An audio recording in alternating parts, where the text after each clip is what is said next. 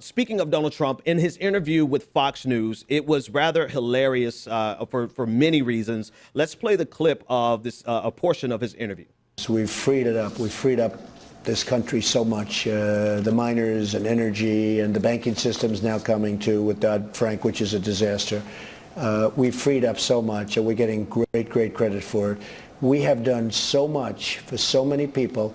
I don't think that there is a presidential period of time in the first 100 days where anyone's done nearly what we've been able to do. And on top of it, we just had, during the first 100 days, a Supreme Court justice approved, not just nominated, but approved through a very hostile environment. I'm really shocked that either he doesn't know or he doesn't care. I mean, I could think of at least 40 other examples of presidents getting more done in their first 100 days, probably 43 who've gotten more. The other one would be the president that died after getting pneumonia at the inauguration. William Henry Harrison. He gave the longest inauguration address in presidential history, refused to wear a top hat because he didn't think it looked presidential, caught pneumonia, and died in 30 days. Yeah, so I think he might be the only person who didn't get more done than Donald Trump. But Donald Trump clearly has not accomplished half of probably anything that he said in that clip. The only thing he actually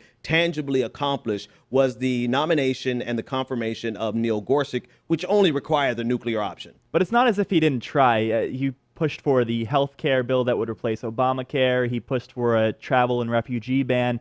And given the fact that he had both houses of Congress on his side, you'd think he'd be able to do a lot more than just push for a Supreme Court justice. And even that, they needed to use the nuclear option. Right, exactly. So, you know, it's actually good. He did try.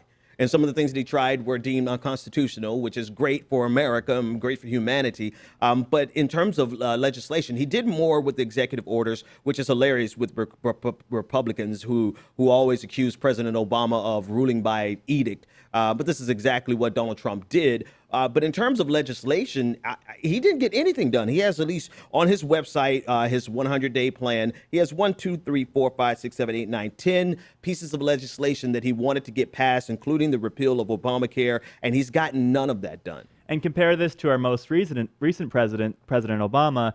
By his 100 days, he was able to pass the stimulus package. He was able to pass Lilly Ledbetter. And by April of 2009, Obama had an approval rating of something like 63%. Yeah. Whereas Donald Trump's approval rating right now is anywhere from 35 to 40%. But you can't tell him that. According to him, he's been the most productive president in the first 100 days. Never mind the president from whom we got the entire phrase of the first 100 days, Franklin Delano Roosevelt, who passed the majority of the New Deal in the first 100 days. Donald Trump seems to not recognize history or he doesn't care about it. This is a bit of a stretch, but you could say that Harry Truman defeated the Nazis in his first 100 days.